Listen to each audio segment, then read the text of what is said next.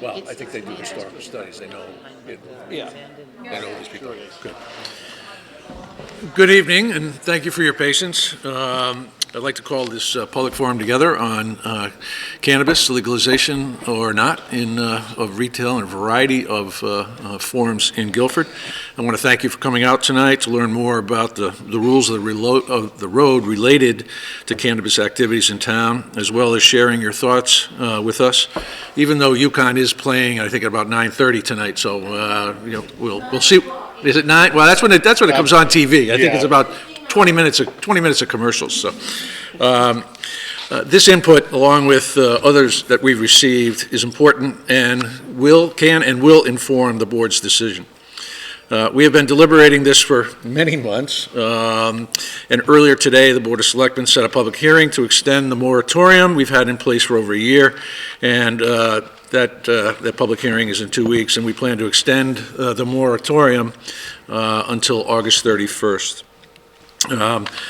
My office has not received the volume of input I would have thought we'd see from residents on this issue. The input has ranged from individuals and DAY, the wonderful organization of developmental assets for youth, who are most concerned with the impact on children and the perception that use is okay, that use is okay to those expressing a civil libertarian view that it is legal in Connecticut, so we should have access to it.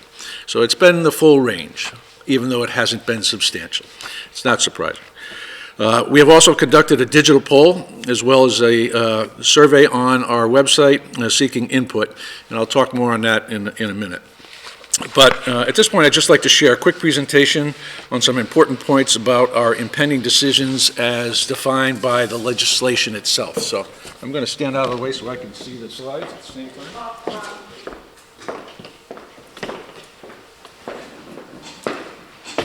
Okay, what you see, would it be better with the lights down?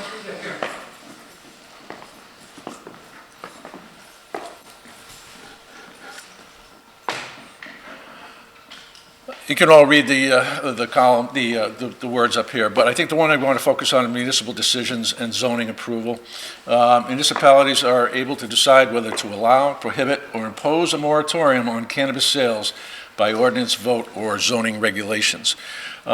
This board has adopted the position that we think that this should be done by ordinance because we are the elected officials, not the planning and zoning officials who are left to interpret some of these opportunities. And some of us have gone so far as to say that social engineering is best left out of the zoning code for a variety of reasons. And if anybody wants to talk to me about affordable housing or something, I'd be happy to share my thoughts along those lines.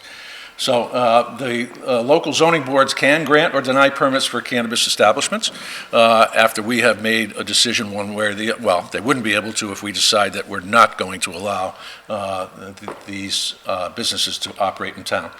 And retail use, I think, as most of you know, has already begun. I want to talk about, when we start talking about licensing and operations, there are 4 primary buckets of license types. Obviously, you can read for yourself: growing, both a full-size cultivator and micro cultivator. Micro is just a certain size. You can't exceed a certain size square footage for your facility. On processing, that's pretty simple. That's manufacturing gummies. That's manufacturing other products, cookies or whatever it is that a dispensary would have access to. Sales, hybrid retailer, which is both a medical dispensary and a full retail establishment. I believe the facility in Brantford fits into that category. They were a medical marijuana facility from the outset and are now doing both. So they're considered a hybrid and just a straight retail. And I want to talk for a minute about the retail. One of the concerns that some folks have expressed to me is what are these facilities like? What do they look like, et cetera? I asked folks to take a ride by the one in Brantford. It is in a professional office building. I was able to get a tour with Representative Maura Rader, and the security requirements and the security apparatus that's in that facility is extensive. And that is all designated in the legislation itself in terms of the security components that have to be implemented in order to secure the facility and the site and the people who are utilizing it. Delivery services. Grubhub that's what these are like, and transportation of same. So those are the four big buckets, and more importantly, those are the types of businesses that we would be deliberating on. And next slide, please.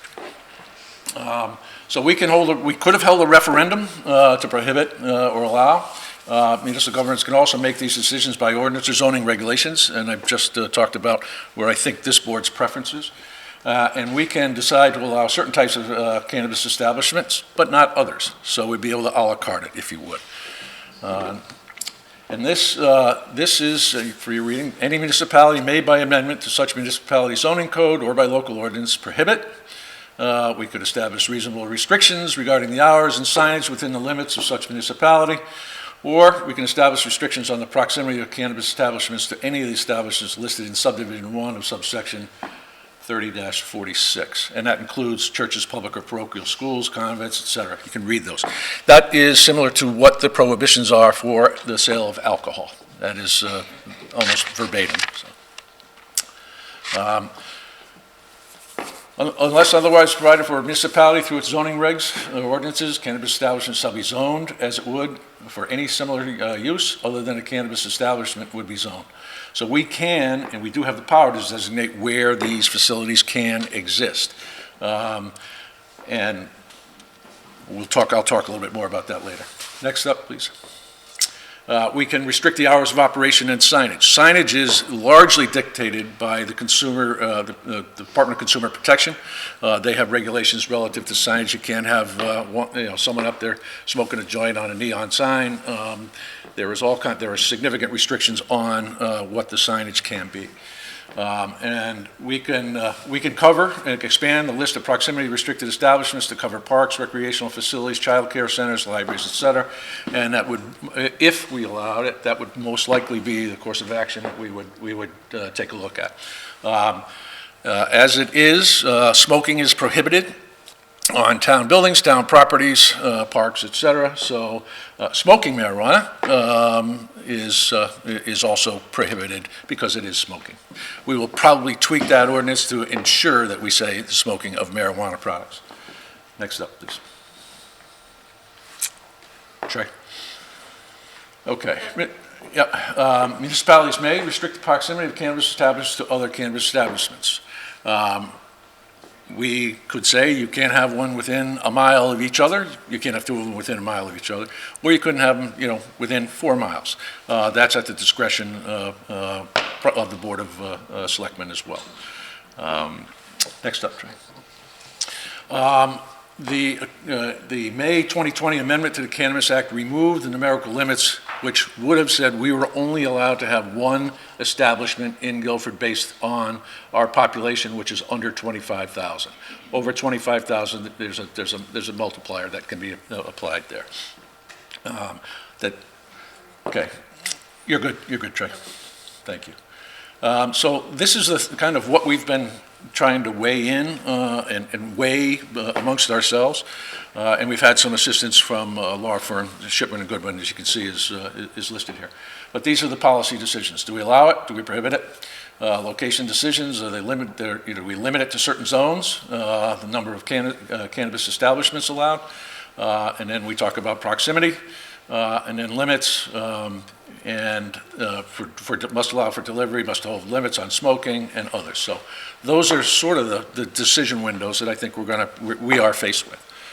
Next up, Trey. That's it. Thank you.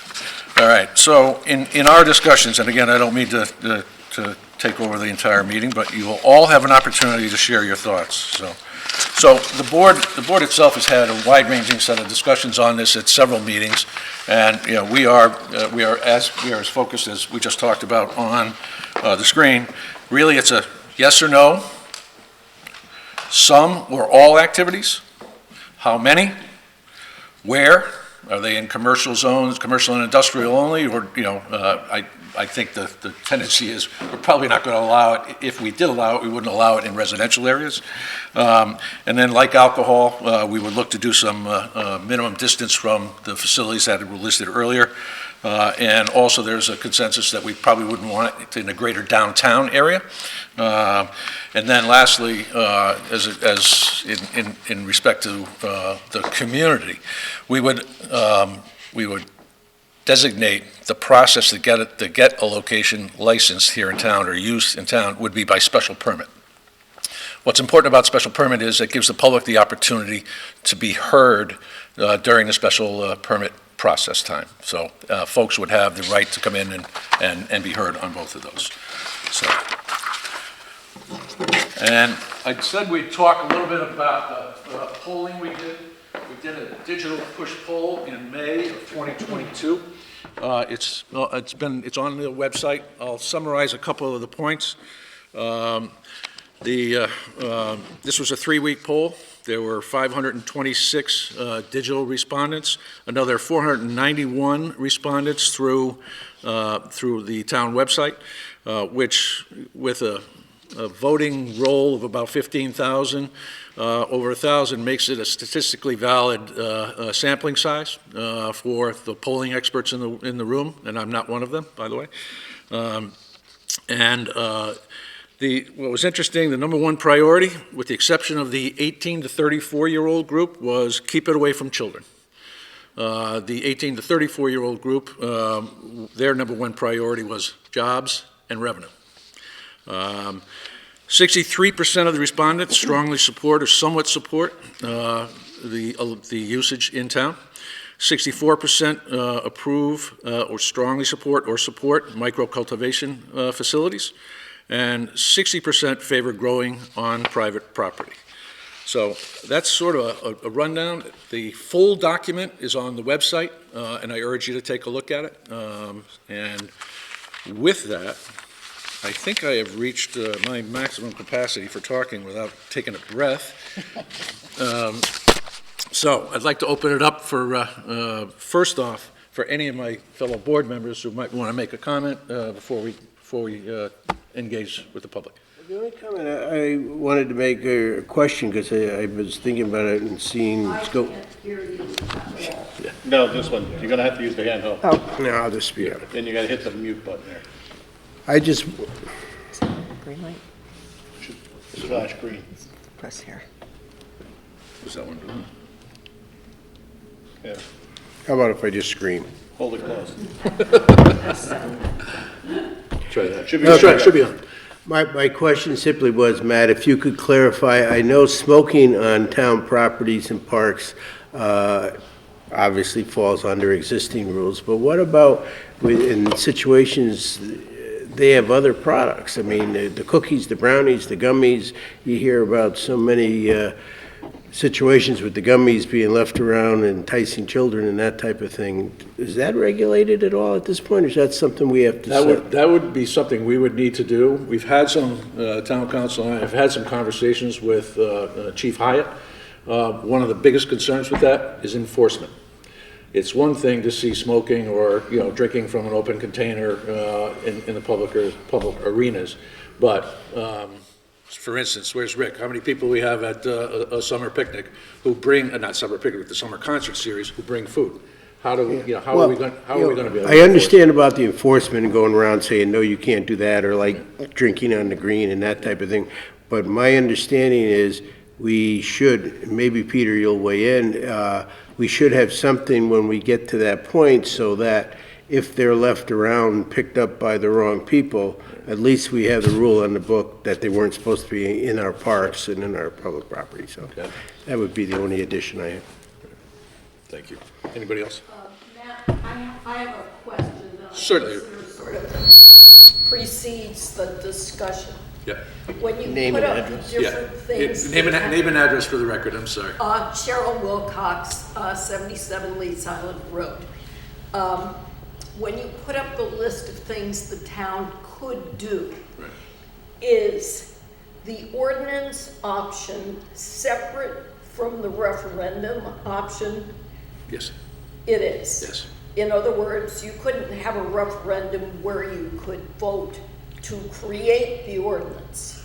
Theoretically, you could. Because I I've got- personally, yeah. I only have one card, I'll get it on the table. I favor the referendum option, and I would see that, though, as then being a referendum on the issue of whether to do it here at all. Right.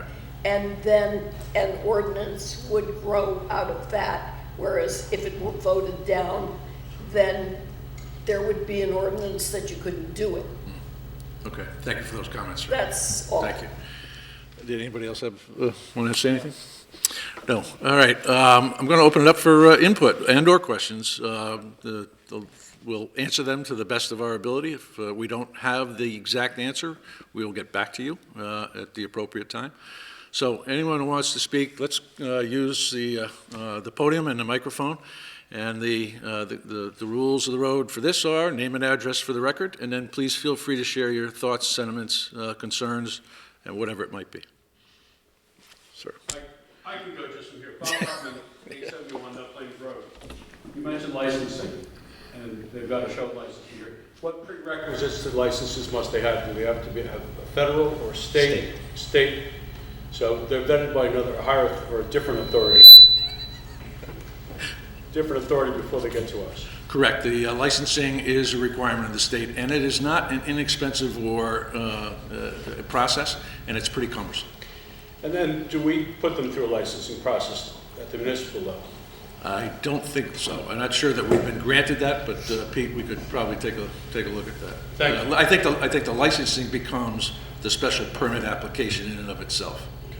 So, anyone else? A little bit louder if you could. Mike Benone, 201 Wilderwood Drive. I'm just wondering why we didn't go to referendum. I'm discouraged to see the number of people here, and if there's 50 people in this room and we say one way or the other or voice our opinion, is that really representative of the community? I don't think so. I think this is a major thing that we're talking about. So why did you choose, or I don't know if you did choose or didn't choose, why aren't we having a referendum on such a big issue? Quite honestly, we really didn't talk about that at length. We thought the information we'd be able to gain from a statistically valid poll would be representative of the community's overall perspective on it. And we were focusing more on getting public input. It's certainly something we could consider, but at the cost of about $10,000 per referendum, that would be something that we would need to budget for and to accommodate. You could add it to either a budget or a November one. I'm not sure, can we append it to a general election, a November election? A question on a ballot in a general election. Probably could. Okay. Probably could. Good. Deb? Deb? A while ago, I know we had a forum. Sean Scanlon was here, Ben Candelora. We had a doctor from Yale who told us about some of the issues with if younger people got involved in this. And also when I worked at the high school, we had a really good presentation, and it was, they showed the movie Chasing the Dragon. It all has to do with starting drugs or getting involved with drugs at a younger age. I think I would like to hear from Day if there's a representative here. I don't know if there is. I know I still have some of the pamphlets that were handed out then. I've just always been very, concerned about any type of mind-altering substance, I guess. And I know alcohol is, everybody says, oh, well, alcohol is, worse. But we've already gone down there. We can't turn it back. I would hate to see our community go down a path that you cannot turn back. So this is a AAA from July 2016 on accidents and marijuana. I guess I'd like to know, have we done our homework? Have we looked to Colorado? Have we checked out statistics? What is this going to do to benefit our town? Is it all about the money? I mean, these are just questions, that I think of and I ask. is this really what we want to see in Guilford? It's in Branford, so if you want to get recreational marijuana or prescription marijuana, you know, go to Branford. It's not like it's you know, far a distance. I think I'd like to see more information on statistics. When someone is stopped and they are under the influence, how do you test for it? I just have a lot more questions than I had answers, and I don't think this is a good representation from our community. I asked people if they knew about this meeting. They didn't. I happened to have, you know, not about 92 people that I could send an email out to, and I sent it out to them, and some of them are heard tonight, but most of them are not. You know, I think that on a subject that's this important that maybe it does have to go to referendum, but we also need to somehow educate our community on this before we were to take such a drastic step. What is a drastic step, you know, in my opinion. So. Thank you for those comments. Day actually has some studies that you might find interesting relative to the impact on children health-wise. I think you make a good point. People point and say, well, alcohol is legal, and that says dangerous to kids, and alcohol is also illegal if you're under 21, which would be the same thing for cannabis. But one of the other things that Day mentioned, as I said, was this perception that if we allow it in town, it's okay to use it, all right? I think we've already acknowledged that alcohol is okay to use as long as you use it appropriately, right? So that was the primary concern that the Day folks had, was more perception than it was it being more readily available to kids in the community. It was more perception of it's okay to use it. So, sir. Lou Rinaldi, 201 Water Street. I'm a medical cannabis patient advocate. I've been on National Public Radio, NBC Connecticut, Hartford Current, Connecticut Mirror. I hear a lot of the same sorts of comments that Mr. Musis has voiced here. The point that I will agree with of hers is about the education angle. I find that the whole DARE approach, the war on drugs approach, has overwhelmingly failed, and I think we're in a situation now in 2023 where we need practical application of education in a way that's going to work for the way that society is today. The fact of the matter is that this is now a legal substance in the state of Connecticut. And again, as Mr. Hoey just mentioned, it is something that is in the process of coming into being within our state. So education about youth access and youth impact, I think, is very important. What I take issue with is sort of the notion that this is not analogous to how you would treat something like alcohol, and saying that sort of the horse is out of the barn. I don't buy into that. I don't buy into, pearl clutching and not in my backyard type arguments. This is, again, as we've heard, the facilities are very modern with a lot of security and forethought that goes into planning around traffic patterns and, preventing long lines and those sorts of things. This has all been done to death by towns that are much farther ahead, in terms of their planning and their implementation of these facilities. I think, saying that you can go to Branford, while that may be true, and this is maybe a little bit inside baseball here, but what is currently available from the regulated producers in the state of Connecticut is, I don't like to make alcohol analogies, but think of it as sort of the bottom shelf. Think of it in terms of low quality, treated with radiation and ozone, mass produced in facilities that are not necessarily focused on high quality. Now you think about the emergence of the craft brewing industry starting in the 80s all the way up till today. where it's more an expression of the brewer, or in this case, the grower, and that's where I think the micro-cultivator license comes into play.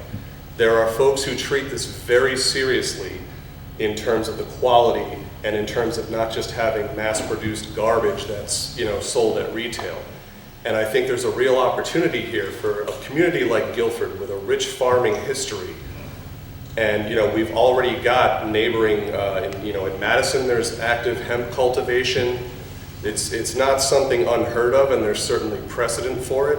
I think there's a real opportunity for this town to establish itself as a leader in the micro-cultivator space, and to do so responsibly, and to pair that with robust education and other means of outreach to the community to make sure that we understand, look, this is a new reality. It's jarring for a lot of folks. It's uncomfortable for a lot of folks. But it is in fact reality. And it is in fact the direction that this state is moving in. So I think if we have sort of a common sense approach, and the statistical significance of that poll, I understand the notion of putting it to a referendum. I'm personally a big believer in a representative voice for as many folks as possible. But I think that the focus should be on pragmatic, forward-thinking solutions rather than a not in my backyard approach. I think there's a chance for this to really become something that Guilford can not just tolerate but be proud of, and to do so in a way that demonstrates that we understand the risks and we also have strategies to mitigate those risks. And I'm happy to discuss further at anyone's convenience, and I really do agree with you about the education. I think that is absolutely the most key element of all of this, is making sure that there is an effective means of communicating the most current information about, you know, all the various aspects of how it could impact youth in the town. So I thank you for your time. Thank you. To try to tie together those two last comments, one of the questions on the survey, and this is also addressing the revenue thing. The revenue is going to be inconsequential, I think. It's not going to move anybody's tax bill to any one degree or another. But one of the questions was, for each of the purposes listed below, please rate whether you would support or oppose using these funds for that purpose. Number one was mental health services at 86% of the respondents. At 84%, addiction treatment services. Also at 84%, education programs. At 83%, service for homeless and at-risk youth. And at 81%, youth employment and training programs. So this has been clearly articulated by your neighbors and friends in the community that those are important projects, and that would clearly be, I would think, if we were to move in that direction, that's exactly where those funds would go. They go to youth and family services most likely, or to day, or to whichever the organizations are able to provide that kind of education. Anyone else? Gloria Gibney, 9 Inwood Drive. I don't know where this began. So I graduated high school in Ohio in 1971. My brother was in Vietnam. The Kent State killings in Ohio occurred my senior year. Drugs were rampant. We all thought we were cool. I was a student government leader, local, state level, Ohio Association of Student Councils, band, you name it. I was a good kid. Starting in my junior year, I started smoking pot. And I've got to tell you, I stopped being that really good kid. I stopped being that leader in my school community. And then I went off to Ohio State in the fall of '71. There were still riots on campus. And all of us, well, the Vietnam War had an impact on it. We were all striking out, smoking pot. Well, that's not the end of the world. I ended up losing a friend. It was a gateway to other drugs. And I lost a friend to heroin, a girl I went to church with all my life. And then I was, I guess, naive, but that summer before I left for college, I thought it was cool smoking pot and being bad, if you will. And I started interacting with groups of people who were then doing other drugs. Pot smoking, pot consumption is a gateway into other harder drugs. And I went off to Ohio State, I couldn't even take tests, I'd always been an excellent student. I woke up one day and I thought, holy cow, this is stupid. This is just plain stupid. I stopped, and the next year I came back to being an A student, where I had that first semester at Ohio State, I was a C student because I was trying to get high and have fun and be cool. And I saw lots of other people my age group at that time period. And a lot of people got lost. And it's just, it's not necessary. It's not to say that it's similar to alcohol, and because alcohol is legal, we should make pot legal. Medicinally, that's a different ballgame. Just dispensaries where the kids can go when they're 21, it's like cigarettes. They're going to have somebody else get it for them. I just don't think as a community that we should be endorsing something that could lead to it. What do we do next? In 5-10 years, do we say, okay, let's have a cocaine dispensary? Since we've already got alcohol, we've got pot, is it okay? You know, it's not really that bad. Some people can handle cocaine, but it really destroys a lot of people, and it destroys a lot of people's potential. And I saw that happen at the age group that I'm in. That's probably almost all of our age group. And we all know what I'm talking about, and we all saw it. Most of us climbed back out of it very quickly. It scared the daylights out of me, so I went running out of it and never got buried in it too deeply. But that wasn't the case with a lot of people around me. I don't want to see that happen to our young kids. And I don't want us as a community in Guilford, such an incredible town, to be endorsing the promotion of it. Thank you. Dylan Douglas from 441 Boston Street. I'd like to say, I hate to go after Mr. Rinaldi because he said kind of pretty much all of my feelings plus more, and in such better words. Yeah. But as I was saying, most of Mr. Rinaldi's points I agree with fully. I agree with education and with what the last speaker was just saying. That to me sounds like someone who would have benefited from education about marijuana usage and other drugs. I would like to say on the idea of kids will be able to get to it. Someone else will go to them, get it, and provide it, that sort of things. I've been to the dispensary over in Brantford. I'd like to describe it for a second. There is an outer door, which you have to provide your driver's license, valid ID, to prove who you are. You get in through that door. They close that door. They then sign you in a machine before allowing you into the inside. That is just to get through the initial hallway. You are now inside the dispensary. You are not allowed to go to any of the counters. You are helped by an individual to use a kiosk to order what you want. You provide your name, you provide your phone number. You are then escorted over to the line to go to checkout. You are held there until a checkout is available. You are sent directly to that one.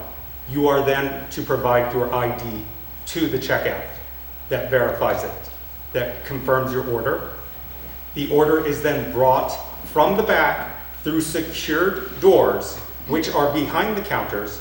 And unlike CVS, where there are openings in the counters where the customer could theoretically go through, there are no openings. For the customers, they are completely walled off. You would have to jump over the counter. You would then have to go through a security locked door to get to the back room. You are provided your order, you are thanked, and you must exit through a different door than the entrance. It is very clear who is supposed to be in there, who is allowed to buy product. It is kept record who is buying product, and you are then leaving the facility, and no one is coming in through that door. So I just want to make it clear, it is not like, say, one of the 2 package stores that are on the green right now, where anyone can walk through the door. Anyone could theoretically grab a bottle and run. Anyone could theoretically provide a fake ID and purchase things and leave, and maybe steal some stuff, maybe get a couple nips, right? We are panicking about a facility I would describe as a glorified high-security pharmacy with better security than I've seen in Walgreens and at CVS, with far better security than I've seen at Big Y and the package stores that are located, like I said, 2 by the Green, 1 up the street from the Green, another one half a mile from there. I am not worried about kids getting to this. I am not worried about people buying gummies and handing them out to children. Why am I spending $50, $100 to hand out gummies to kids that don't have any clue what they are? This is not something that I'm worried about. I'm not worried about people distributing things to the kids. I think adults have the ability to make the judgment of whether or not they want to use this, the same as they do with alcohol. And I think we need to educate our children, not that marijuana, not that alcohol is take one drink and it's all done. We have to understand moderation. We have to understand age appropriateness, just like everything else in life. Not just alcohol, like everything else. Thank you.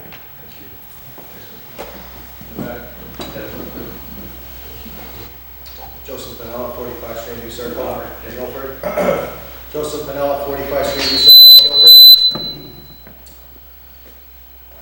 I live here in the town of Streamview Circle, raise a family of 5 in a local community.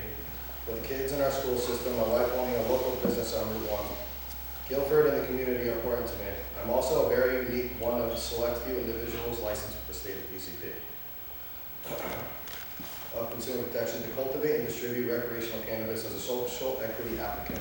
I've partnered with another Guilford native, Kyler Crespo, as we plan to bring a high-end consumer product to the Connecticut marketplace mid-2024. I am here today to speak in support of allowing cannabis retail establishments here in Guilford. We will have a positive impact for many reasons as the newly emerging industry unfolds here in Connecticut.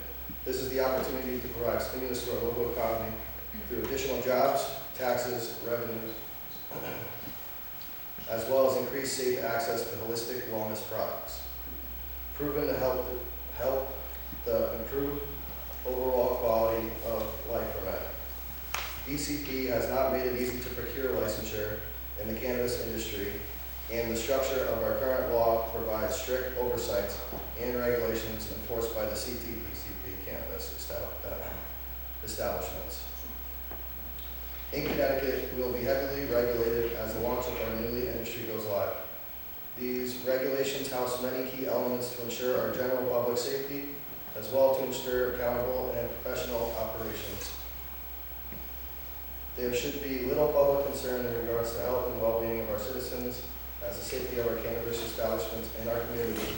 If the State Social Equity Council and DCP have done their jobs, cannabis will be launched as a safe and lucrative industry for the adults of Connecticut to enjoy.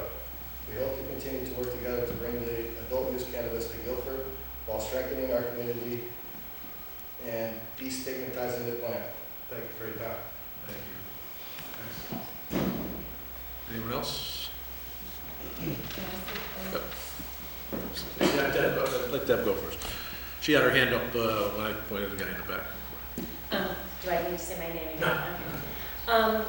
I kind of understand what the two gentlemen are saying, but I think that they probably have a stake in growing or selling or whatever. No. Well, Nothing. My point is too, I'm not saying that kids are going to go into this dispensary and get the stuff. And like you said, you're not going to be handing out gummies when they're costing you X amount of money. People can purchase items and sell it for more money on the black market or whatever you want to call it. So that's one way they can get a hold of it. I am also concerned about it being a gateway drug and for kids getting their hands on it somehow. They will. Just like the other day at the Board of Education, they said if there's a book that has inappropriate information, the kids will get their hands on it. So if the kids want to get their hands on marijuana or whatever, I worked at the high school for a number of years, they will get their hands on it, one way or another. It does lead to, it could lead, I should say, to more aggressive drugs, or I have personal experience in this. I am trying to speak without getting personal about it, but it does lead to harder drugs. It does lead to harder drugs. It does lead to me personally knowing someone who was stopped, that a policeman in North Branford knew that the person was compromised, and there was no way for that policeman to have them walk the line because it wasn't alcohol. That person had a gun in the vehicle. That person has a child that's 8 years old. So there are other things to be concerned about. I think it is perception with having it in town. I'd rather not have our young children exposed to a dispensary in town. You're an adult, go to Branford. Get it in Branford. Can I have an opportunity to respond to that, please? I just a quick question about this, won't take long. Quick question about, I'm back on regulation. Very interesting descriptions of how the mechanics work. You know, we're all working an uphill learning curve here, right? When it comes to regulation, like package stores, who regulates the distribution? Is it the state? Will we have somebody from town engaged in doing this? Have we? DCP. It's state. And then, just for anybody here, the local health officials and the police are advising you as selected. Thank you. Yeah. So, for the record, I have absolutely no skin in the game. As I said, I'm a medical patient advocate. I've been working at this for years to try to improve the existing laws and regulations that are on the books. In fact, I have a bill that's currently working its way through the General Assembly and hopefully becoming law this legislative session that would establish an Office of the Cannabis Ombudsman within the Office of the Healthcare Advocate. So this is something I take extremely seriously. I also have 2 young children myself, as does this gentleman. So this is not a situation where we have some kind of skin in the game. This is, you know, something that I personally, I take very seriously. I've volunteered countless hours of my time. I've offered testimony at the Legislative Office building. This is not, you know, I'm not just out looking for a good time or whatnot. Again, a medical patient. I have PTSD that I treat with cannabis, and it is a life-changing treatment. I know that there's a lot of people who do end up involved in other things, opioids, whatnot. You can walk into a gas station right now and buy synthetic heroin, essentially, and you know there's much easier access to that sort of thing. I also know that people who had opioid addictions were able to treat their pain and wean themselves off of it through using cannabis. So it actually works in the opposite of the manner that you're describing in many cases. I don't doubt for one second that there are people who, for one reason or another, who go through the process and end up using other substances or have difficulties in the university and all those sorts of things. I'm not discounting that at all. I absolutely think that that can be addressed through, again, updated, pragmatic education and making sure that, you know, the Connecticut Medical Cannabis Program has a board of physicians involved in it. It's a highly pharmaceutical program. They pride themselves as a gold standard program for the nation. In the description that we heard of the dispensary in Branford, these are not just people that they hired to work there. They have to have I believe they're certified pharmacy technicians, and they have a staff pharmacist on site at these facilities. So there's always going to be situations, and you're right, you're 100% right. If someone really wants to find a way to get it, just like with alcohol, just like with opioids, just like with anything else, just like unfortunately we've seen the escalation in gun violence, there are always going to be ways that access ends up being facilitated. It's not about trying to put the genie back in the bottle, it's about trying to make sure that we're educating not just the kids, but the parents and the public servants and everyone else, and making sure that we are approaching this in a way that makes sense and is going to prepare and give them the skills in their toolbox that they need so that when they encounter these situations, they can make a well-informed decision and say, oh yeah, I've already talked to my dad about that. I know my brain is still developing until I'm 26 or something like that. A lot of those kinds of things, when we're in situations where we don't want to talk at all, and we just say, no, it's bad, don't touch it ever, that's what ends up leading to the situations where we've put it on this mystique pedestal and they want to find a way to get to it. We have to get out in front of it. We have to approach it pragmatically. And I'll continue to say that because the previous approach, the prior war on drugs approach, failed miserably and disproportionately impacted a lot of folks in our state. And we're still dealing with the repercussions of that. So I would just ask that we please keep an open mind and focus on the goals and the outcomes that we're trying to achieve here. And those outcomes should be, again, to educate and to make sure that people in all walks of life are equipped with the knowledge and the skills that they need to move forward in this modern world with the direction that this is going in. I understand that it's scary to a lot of people, and I'm not minimizing that. I'm not discounting that at all. And if there's any way that I can be of help to, sort of helping to be that rising tide to lift all boats in this context, I'm more than happy to volunteer my time for the board or anyone else in the town who might benefit from it. So thank you.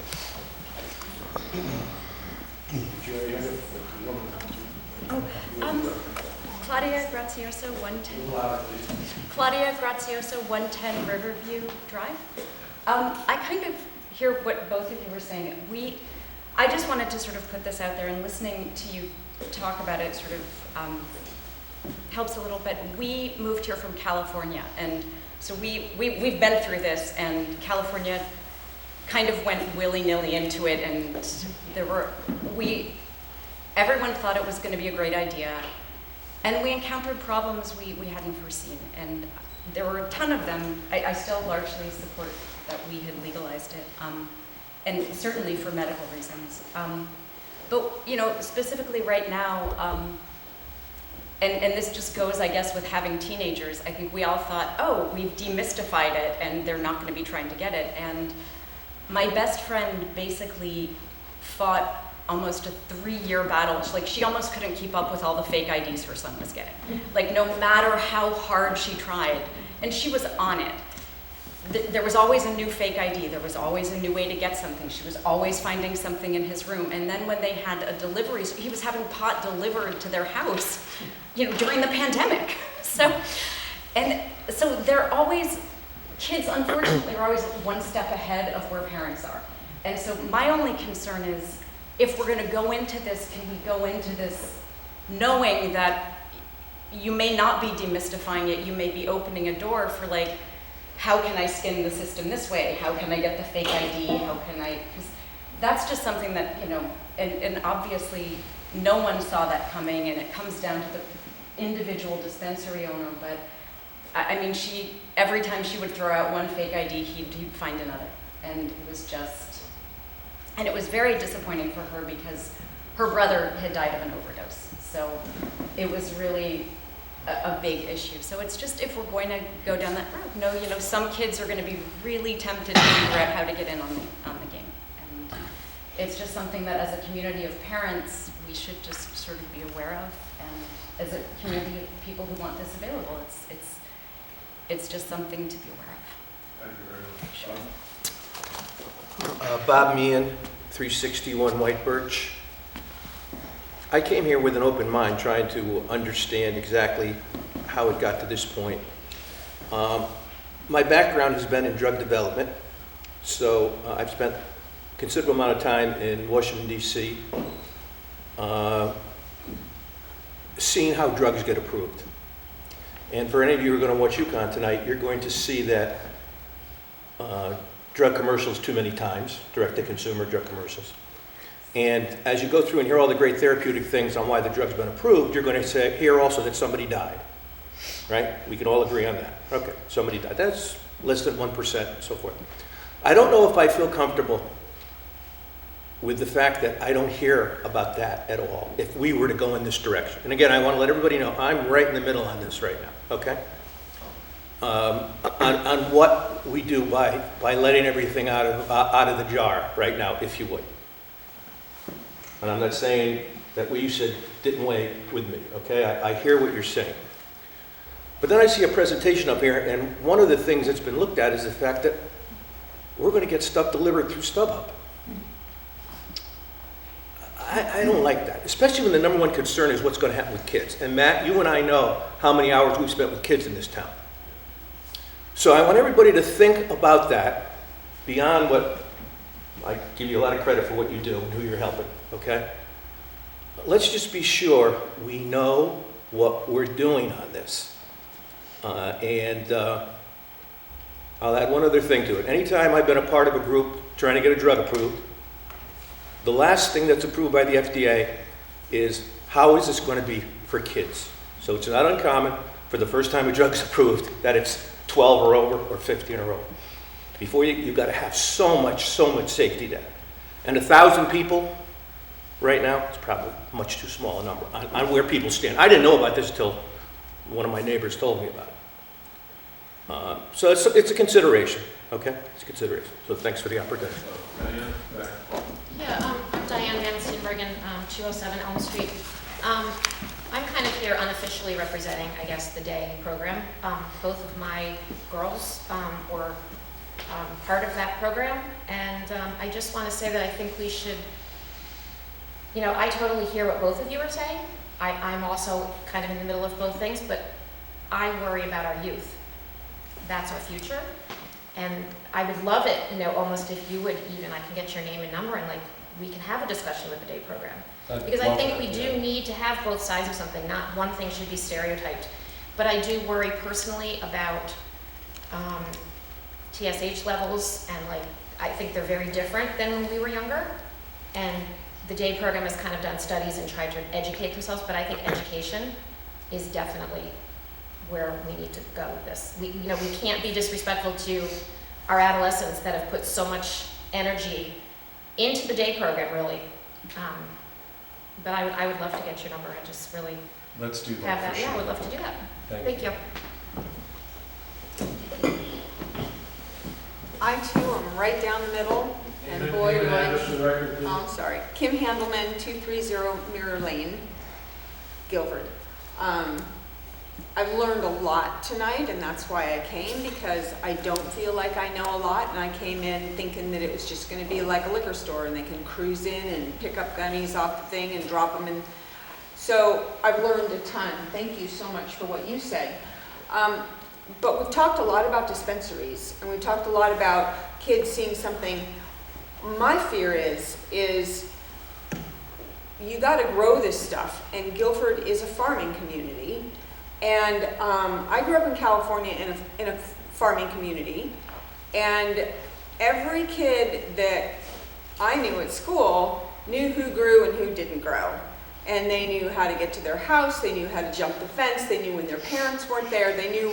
And so as much as the dispensaries worry me, and now much less, thank you, I'm a little more worried about, you know, kids going, hey, did you hear so-and-so's dad's got a grower, he's up north in North Guilford, let's cruise up there. And then they're jumping fences and they're trying to break into greenhouses. And, you know, so I want to know, it's very hard with a plant that needs sun and light and room to have the stopgaps that you have in a dispensary when you've got a growing situation.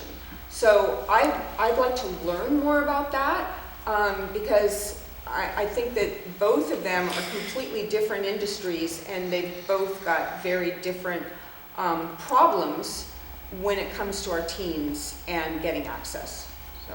I can answer at least one of your Just make a questions. quick point as to the farming aspect of this.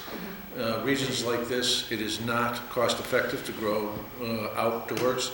Most of the facilities are indoor where they can have multiple crops throughout the year. So, but the law as passed by the legislature also allows individuals to have, and is it 3 plants per individual in the house? I can't remember. 3 mature, 3 immature at any given time, maximum of 12 per household. Right. And that's currently for medical patients only. As of July 1st of this year, every adult in the state will be subject to those same guidelines as well. Right. So, and there's also, as Mr. Hoey said, it's mandatory indoor cultivation. There is no outdoor cultivation allowed. The only folks who are allowed to grow outdoors are the licensed hemp farmers, and hemp does contain less than, by law, it's 0.03% THC, so they use the term non-psychoactive, which is actually not scientifically accurate, but to your point about being able to infiltrate an outdoor grow-op, that would not be a concern in the state of Connecticut. Okay, but, so Neil, I'm learning again. So as of July 1st, you're saying that any adult individual can have 3 adult and... Well, 3 flowering and 3 vegetative, so think of it as mature and immature. I've seen adult plants. They can be this tall and this big around. Yeah, that's a heck of a lot of pot for There's some pretty one strict, family, there's some one pretty strict person. guidelines about it. It has to be contained within a certain area. There has to be only the authorized individual, the adult in that case, can physically have access to the grow space. It's very, very strict. In fact, I think in some aspects, I think it might be too strict, but it is what it is, and it's the law that's on the books right now, and the regulations as they've been implemented. But that does take effect July 1st of this year. thank you for that clarification. You indicated you want to say something? Yeah, thanks. So Lou Federici, this has been a challenging process, and I find that, as with many things in this town, there's so many people who have so much to offer, and the different perspectives are incredibly helpful. This has been a tough process for me. For years, I was most struck by the inequities of drug policy in this country. I worked at a methadone clinic a long, long time ago, and those folks had a million challenges, Vietnam era, and the bottom line is the war on drugs and the conversation around the war on drugs has distorted a lot of the dialogue, in my estimation.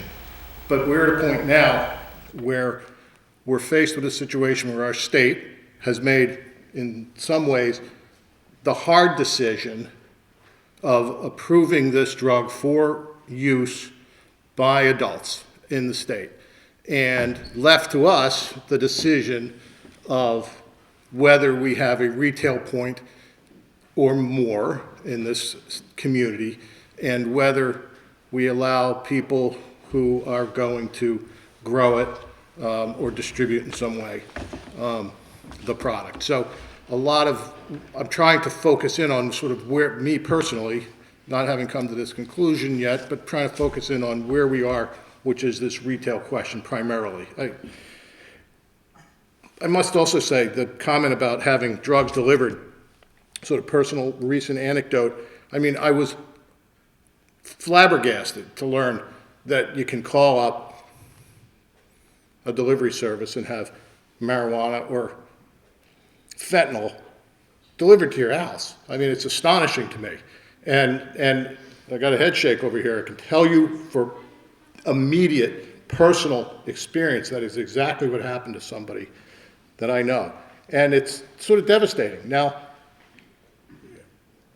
I'm saying that not to say we shouldn't consider this, and I think having a retail store is going to make it worse. I'm not saying that. I'm saying that we should consider the fact that having a regulated business that has strict procedures in place that make it clear to everyone that it's for adults and that this is the channel that's acceptable and safe might be a better alternative than having alternative channels that kids who, because let's face it, I don't think a single person would suggest that children and folks under 21, as we're using that term here for this purpose, should have this opportunity. It's going to happen, sure. We've all got to work hard to make sure that doesn't happen.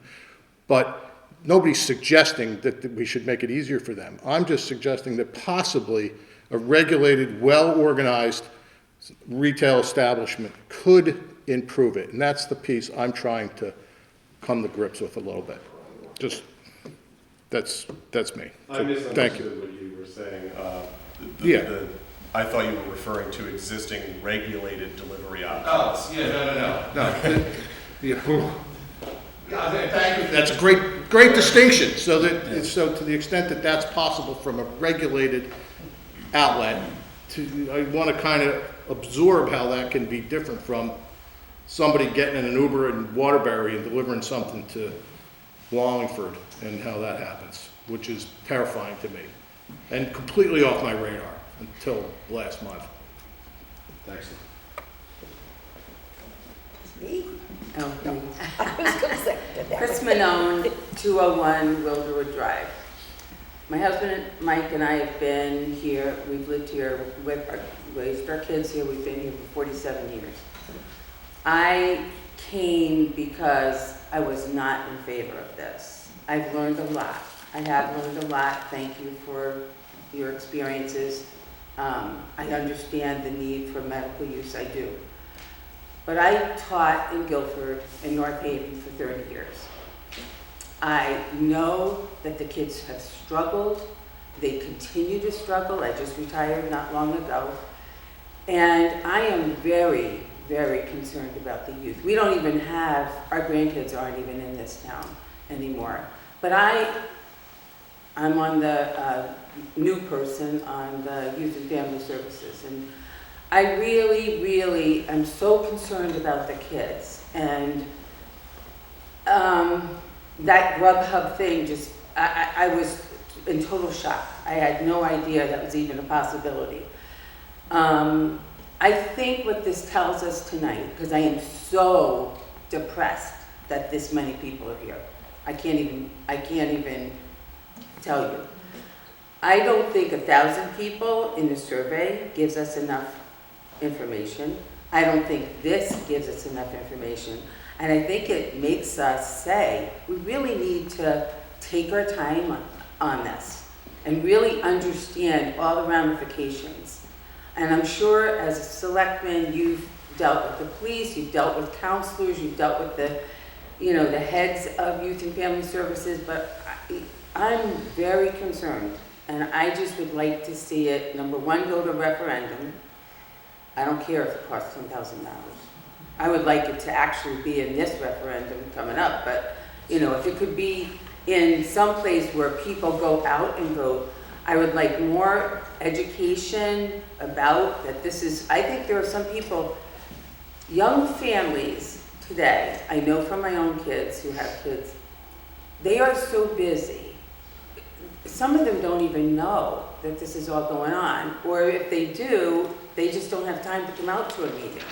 So I just think we need to get all information from everybody and just really, I'm very concerned about the kids, high school kids and even younger, just the perception of having it in our town. And I understand now that it's much more regulated than I thought, which makes me feel better. But I'm very concerned. Thank you. Just a question, Matt, do we know why Madison voted it down? Okay. I think they're more selectors. They're Madison. Decided not to bring it. I have no idea. I just thought Branford voted it in and Madison voted it down. That's what I was doing. Thank you. One of the points that I'm going to try to get some clarification on, and folks have talked about this in different ways, and in my day, marijuana was illegal. I found it. I knew who sold it and who didn't sell it, and I knew who used it and who didn't use it. That was known as the black market. I'd be interested to see what's happened to the black market because of the regulation of this product and the costs associated with it. I'm assuming that the prices on the street are probably more attractive than the prices in the dispensaries. Maybe wrong. There's not the variety of products to access on the street, but I will try to find some data around that. If anybody has any around that, I would greatly appreciate it. It's kind of tough to figure out what a market is when you don't know who to go ask, but anymore.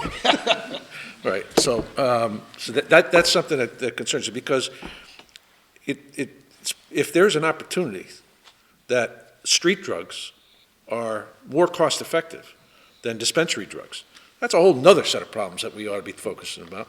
And that also says we've got to continue to do the things around education and our children so that we have to continue to get them to understand whether it's legal, illegal, it's not good for you. And so I'm curious. If anybody has any information about the regulated versus the black market, I'd be interested in seeing what the impact is. We're relatively new in Connecticut, so there's probably not a lot of street dealers who are saying, "Oh, here's my price list" to the Department of Consumer Protection. So anyway, yeah.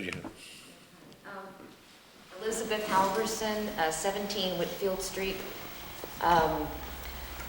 My concerns are, I'm torn because, there are people who suffer from psychiatric illnesses like PTSD, and there are other people who are going through pain or having cancer treatment who may benefit as an adult and a fully developed brain.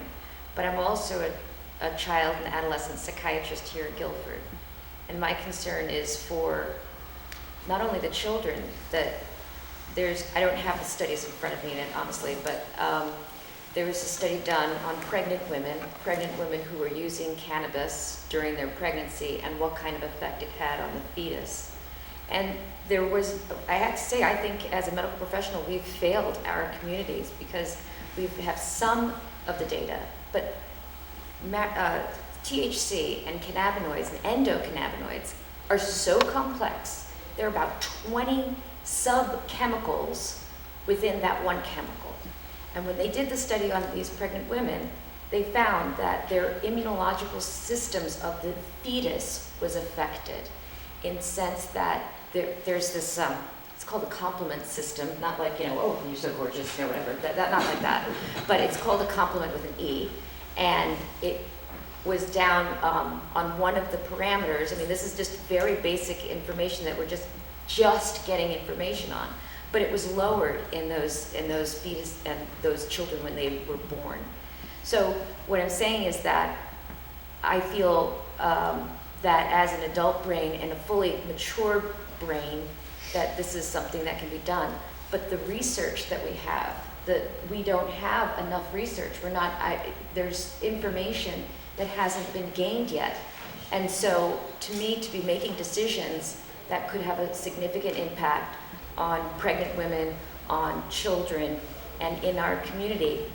Also, as a psychiatrist, our treatments for addiction have improved, but why offer more access to something that we still don't? If we had terrific treatments for all these addictions, then that'd be fine. Yeah, sure, throw in another substance. But we don't, and the science is not fully there. Yes, there are some neurological conditions and seizure disorders in young children, but these are very extreme, rare disorders where children can improve. And the CBDs, I have patients who come all the time. The parents are asking me, "Doctor, what about the CBD oil? Can we do this? Can we do that?" And even so, that a lot of the CBD oils are not thoroughly cleaned. And so when they're not thoroughly clean, there's still a lot of THC and psychoactive substance in it. So and I did learn more about dispensaries tonight, and I like that walk-through tour. But I do think that it would be very detrimental to the youths, and I do work with kids who get it illegally from someone who got it legally all the time. and how it interacts, with, if they have a psychiatric condition, it can exacerbate it that much more. If you have ADHD and you're not that motivated to do things, all you need is a little bit of pot and you're definitely not going to be motivated. So I see that, and you try and work with each person, but I'm very scared for our whole country and for our generation, and there's not enough people in my field. There's 5,000 of us in the whole nation. There's just such a magnitude of need. So I'm very worried. And I'd really like to be able to have Guilford think very wisely and with from many different perspectives to work together to try and do something as best as we can in this town, which I love, to do something worthwhile. Yes. So I'll speak to your previous point and yours as well.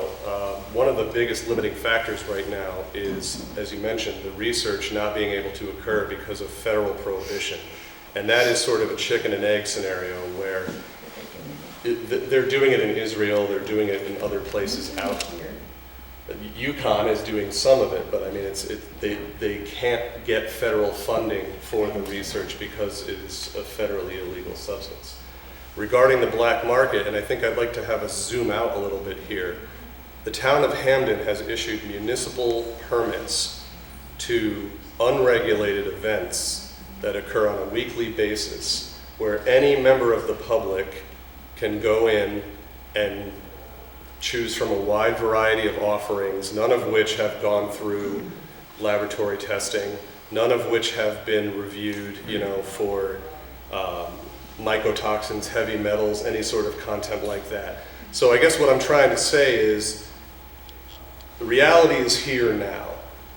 What we're talking about in the context of this meeting is the town of Guilford, hypothetically, if Guilford is going to allow any type of business to exist within the town, which of those subtypes and where and those sorts of things. And I agree. As I said earlier, I think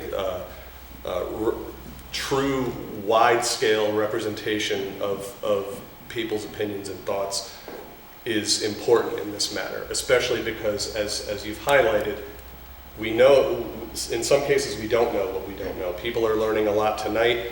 There's people who are much, much smarter and more educated in this stuff who could be bringing a lot more to bear in terms of this conversation. But I think what I'm trying to say is the law has already gone into effect for the state. We talked about Branford, I just mentioned Hamden. There are a number of places where, and to your point in terms of price comparison, generally speaking, since the launch of adult use on January 10th, there's been shortages of medical product, there's been diversion and reallocation of medical product to the adult use facilities, and that gets into a broader issue of, the regulatory capture that exists in the state supported by DCP, which has limited licensure. We don't have free market capitalism. We have the state picking winners and losers in terms of who gets these licenses, and I think that in and of itself is a problem. When you have, folks who are of a craft inclination, like in the corner there, who want to bring into Guilford something that's at a higher level. I think it behooves all of us to work together collaboratively and to increase sort of the collective understanding of all sides and all aspects of this issue. I'm not saying I have a prescription for it. I don't necessarily have a silver bullet, but I think these types of conversations are incredibly valuable in that regard. And if we can sort of be cognizant of the fact that it's here now, no decision that comes out of this or any other meeting is going to change the fact that in the state of Connecticut, this is the current on-ground reality.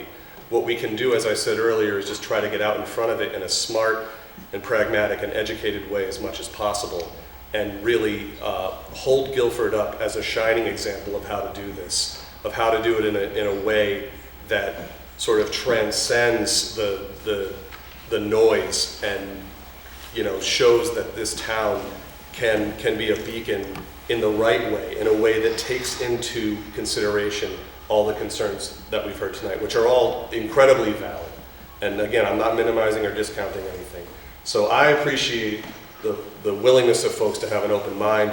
And I do think there needs to be more exposure, more community involvement, more outreach, more conversation around this, because it's not some kind of a zero-sum game. I mean, we all live here. We all have to deal with whatever the eventual outcome of these decisions are.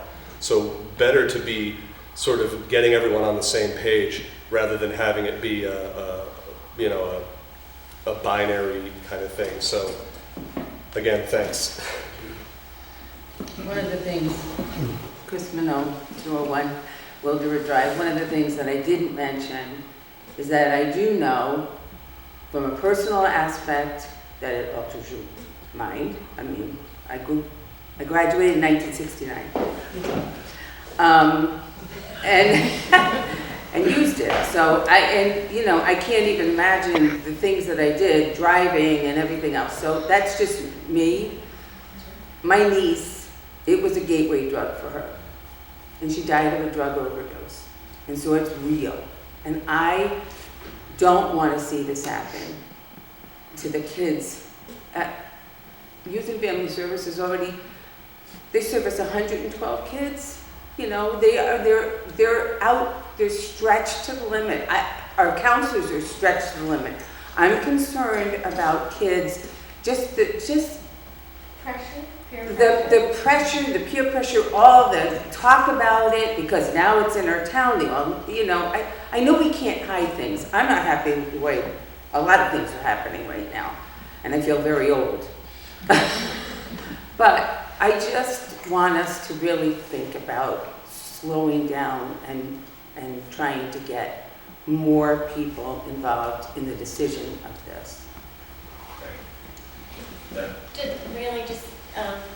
sorry, Mr. Mann? Yes. So, when he brought up, do we know why Madison voted against it? There are other towns on the shoreline that have, I'm not sure if it's Clinton, but I really would hope that, again, you could get some information and statistics or find out why these towns voted it down. Maybe they have some information that would be useful to us. And again, I do see its need for, for, as they said, cancer, PTSD, and those things. I'm not a big recreational, I don't drink alcohol, I wouldn't be likely to smoke a joint or anything. But I do understand why it's necessary for some people.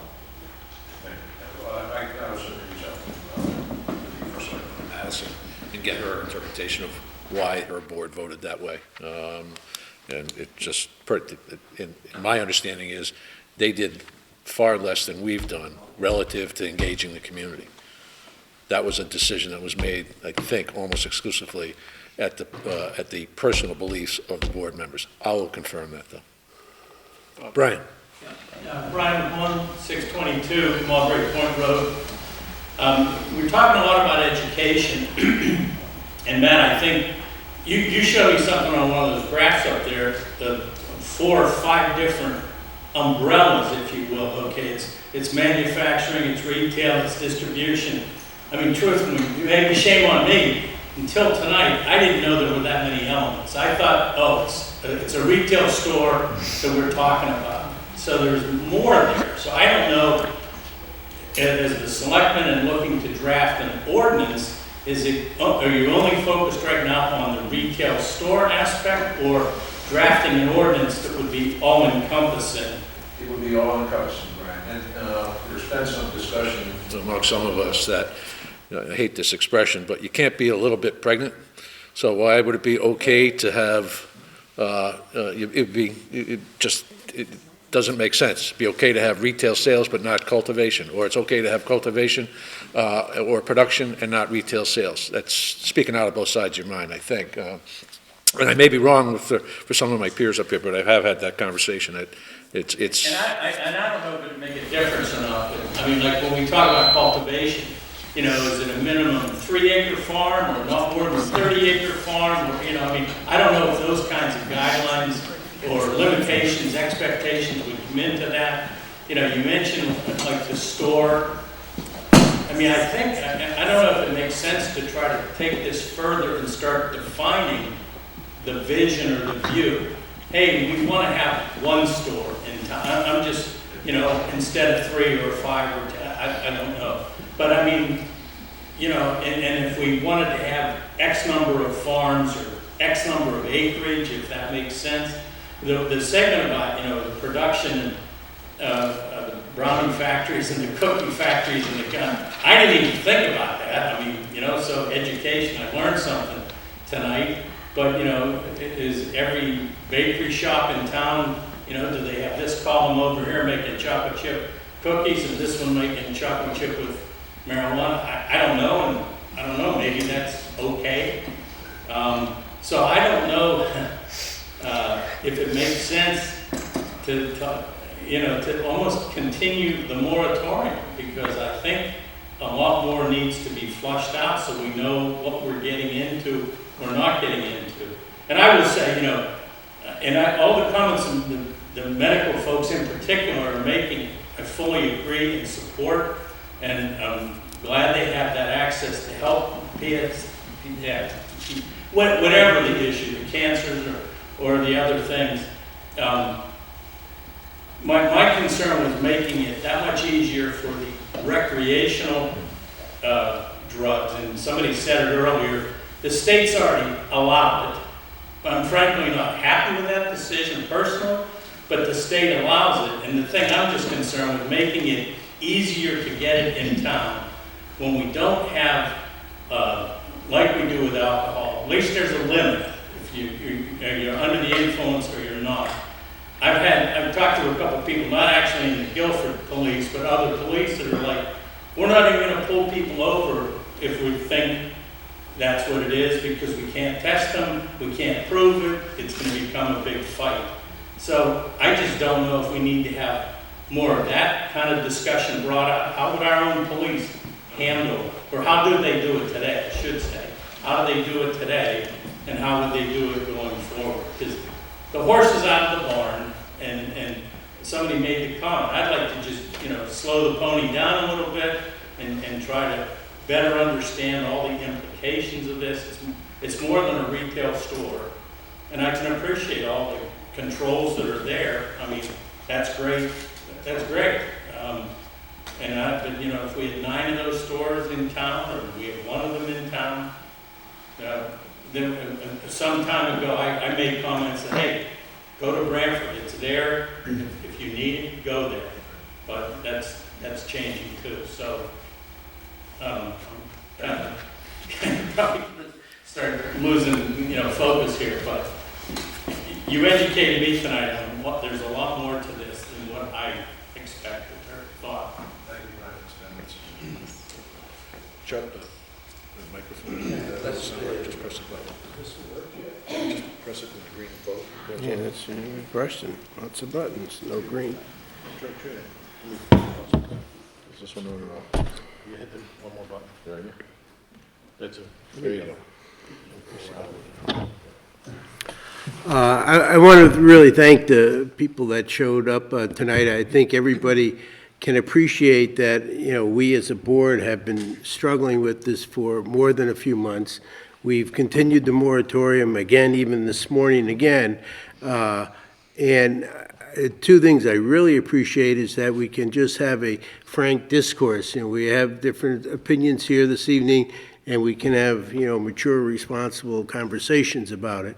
I don't know, I've been selectman now for a while, and one of the personal questions I ask myself, whether it's budget season or whatever decision we have to make, is what need are we filling? What's our responsibility? Why are we doing this? I mean, we hear it's legal in the state. Well, you know, it's not legal in all the states, and then that's highly political in some aspect. But if anybody in this audience today could give me a need of why we need, and remember, we're talking about recreational marijuana.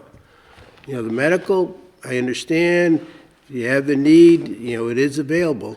But we're talking about recreational marijuana. And if there's anybody in this audience tonight can tell me what the need we're filling, I would like to hear that, frankly. Thanks, Alan? Alan Fairbank, whoops, 77 Leeds Island Road. I find that we may be approaching tip-off time here, and what I want to comment that I find that this is a very good start to a community conversation, and a lot of concerns have been expressed, very legitimate concerns, and you just mentioned it. Why do we need to make a decision? Because the state made a decision. I know we need to make a decision. I want to know why we need a recreational facility. Right, and that's in my point, is that. Let me just answer that question. We need to make a decision, because say if we do not have a moratorium in place, someone can come in and apply for a license. Okay, well. They cannot do that today. I think we should continue the moratorium, we should continue the effort to get the community more engaged, and perhaps think about what the community wants, what's the benefit from having an ordinance, and how should we structure it so that it benefits the community. All the costs and the concerns are very legitimate, but how does it benefit? Does it just benefit the people who want to use recreational marijuana so they don't have to go to Branford? Is that it? So I think we need to think about the benefit side for the community and make a community decision after, I hope, a longer process. Hello, my name is Todd Rake. I live at 106 Barker Hill Drive. Full disclosure, I do work for the town of Guilford. I'm the maintenance supervisor of the building. So, I wasn't going to say anything, but this topic hits home. I've been involved and around addiction my whole life. We talk about fake IDs. I made fake IDs, I sold fake IDs in college. I belonged to a fraternity where they smoked dope, cocaine, did mushrooms. And unfortunately, I have friends that are no longer here because of addiction. They've drank themselves to death. And one of the things is, I was happening to watch the news about a month ago, and there was another town in Connecticut that was trying to have dispensaries. And they had a video of a current store in Connecticut.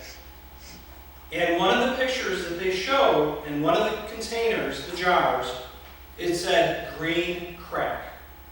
So that really hit home, because I did not really associate marijuana with crack, but they are marketing their marijuana as green crack. So I just want to bring up that this is a marketing situation. If you go to Massachusetts, you go to Branford, THC levels back in the 60s and 70s was probably 3%. Currently, this green crack, I believe, is 25% THC. So these are the things that our community needs to be aware of, the selectmen need to be aware of, that marketing comes into play, and they do discuss this. There's names to try to attract people for the higher potency. So I think there's a lot of different things that we talked about. I really do appreciate all the pros and cons for it. But I think there's still more work that we need to do, and I just wanted to bring that up. Thank you very much. I'd like to respond to that actually. In the state of Connecticut, whether it's medical or recreational, the name green crack would not be allowed under the law. They have a system whereby they take the strain name, which is sort of the identifying cultivar name for that particular variety, and they give it like a pharmaceutical sounding name. So a strain that's called lemon skunk, for example, in the state of Connecticut is known as Lexicon. Something you might hear on one of the TV commercials for drugs during the Yukon game that we talked about earlier. So when you see those, and also when you see like a jar where it's visible like that, that's not Connecticut. Connecticut, you do not even get to see, touch, sniff anything of the product. It's in a sealed container, and you are legally prohibited from opening that container until you have exited the premises. So what you're seeing, I mean, what you described, 100% does happen, but it doesn't happen in Connecticut because of the way that the law and the regulations have been implemented. Potency differences is also, you know, another valid thing. Some states are actually taxing, I think Connecticut even actually is part of the way that the tax paid is calculated is based on potency. So there's this big hype and obsession around the most potent strains and the highest percentage of THC. And there's actually somewhat of a backlash in the community, the cannabis community recently, because that singular focus ignores what our friend who had to leave said earlier about the endocannabinoid system and the what's called the entourage effect. And it's not just THC, it's the other constituent chemical components of the plant that combine in ways that can treat one condition or another, or is, you know, better for someone who's trying to, you know, because of their chemo, they don't have an appetite, they need to do that, or someone who needs to, you know, have a more sedative, calming effect so that they can get some sleep, you know, for the pain, the chronic pain that they're dealing with. So I think the one thing that we can all unequivocally agree on as a result of this meeting is that we absolutely need more in-depth conversation, more you know, outreach and more community education. And I'm fine with slowing down. Again, I don't have a dog in the fight. I have no monetary stake in this whatsoever. If I have any stake, it's in improving sort of the community's awareness and understanding of some of these issues. And again, not pushing an agenda, and where risks do exist, highlighting them and talking about ways to mitigate them. But to your point about the jar and whatnot, that is typically something that's seen in markets like California, Colorado, Oregon, Washington State, where it is a little bit more than a little bit more fast and loose, I guess you would say, than the structure that's been set up here in Connecticut. Yeah, I mean, the big thing for me is I've lost too many friends because of addiction. Yeah. And we all can relate to that. Yes. We all know friends and families where their sons and daughters have a problem. And there's people in this room right now that are going to go home, and they might wonder if their son or daughter is still alive. It might have, you know, I'm sure it is. It's all about percentages. And addiction is a major issue.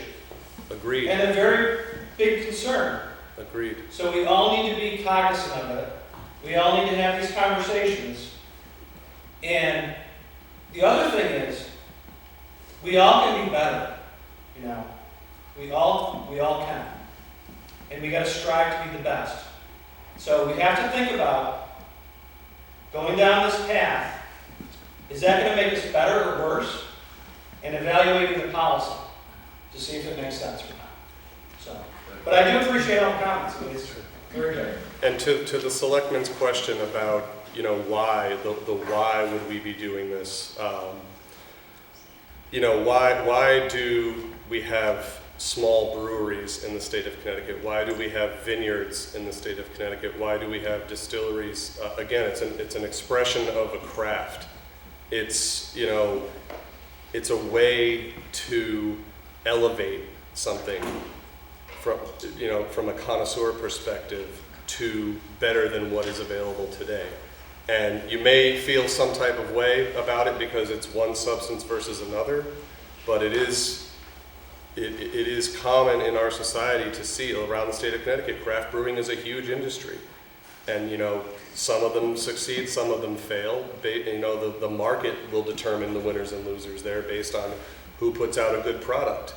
You know, this is somewhat analogous to the wine industry in California in terms of, you know, the competition there and elevating the craft to different levels and different varietals and, you know, optimizing for certain flavor profiles and whatnot. So there is a connoisseur, a craft element to it.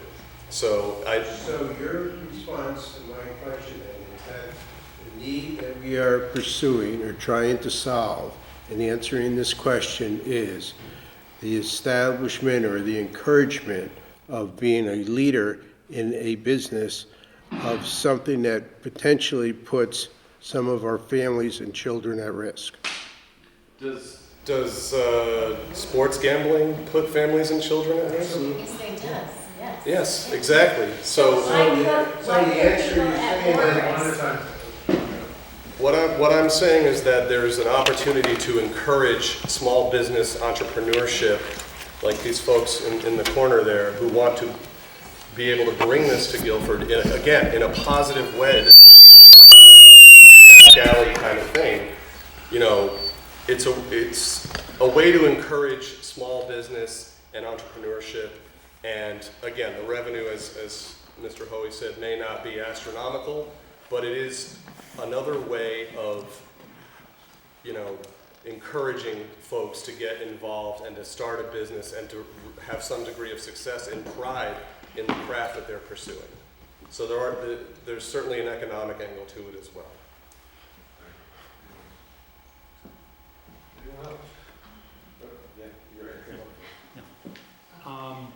Several times people have said, it's over in Brantford, just go to Brantford. I can say that also, because I have a car, because I have time to go to Brantford. I have the disposable income for the gas to go to Brantford. Maybe I could take the bus. It'll take longer, take more of my time. Yes, I can go to a neighboring town to do this, but I feel a lot of us may have more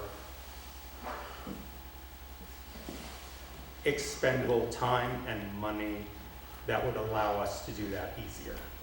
And we have to look past ourselves. We have to look past possibly the people in this room. We have to think about the entire community. Maybe someone doesn't have enough on their pension to be able to go, enough time, enough physical ability to go.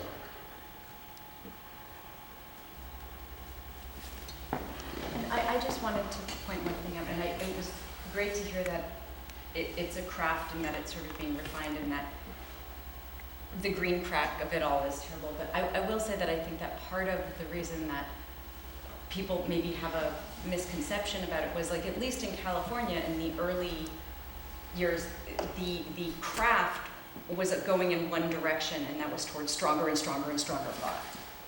And that's, I think, when you know, sort of concerns come up. Now, I understand that now it's sort of being more nuanced, and there's some industry pushback against that, but I think that maybe part of the concern is that, at least what I saw, it was like, oh, pot's legal. Oh, really strong pot's legal. Oh, pot that will, like, paralyze you if you take it is legal. And so I think that there's a concern that, and I know you have 5 kids, you wouldn't be going in that direction, and you'd want to be doing something more artisanal, and I understand that, but again, I think it's something that bears, you know, discussion. Like, I had a friend who bought pot that looked like gourmet candy, and she left it in her house, in her office, and her cleaning lady thought it was candy and ate a whole one and could not stand up for like 8 hours.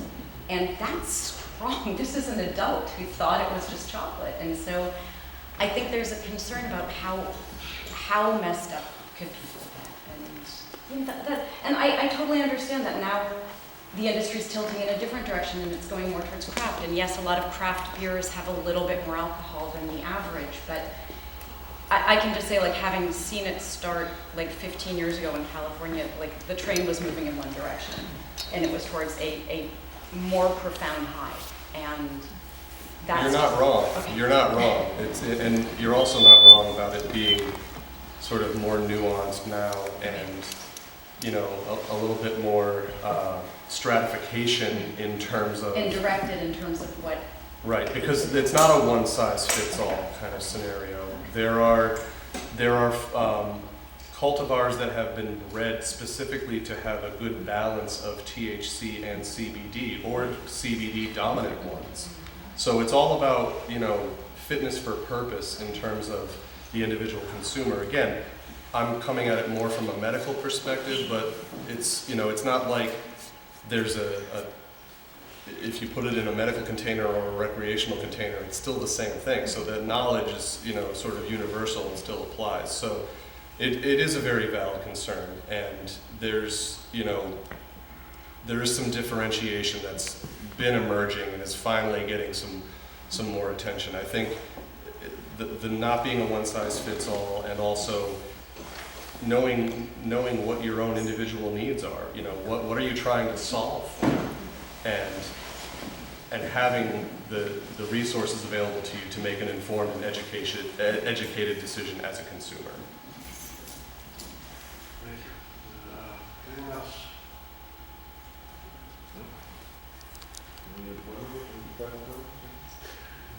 Thank you very much for what was, I think, a very interesting and healthy dialogue.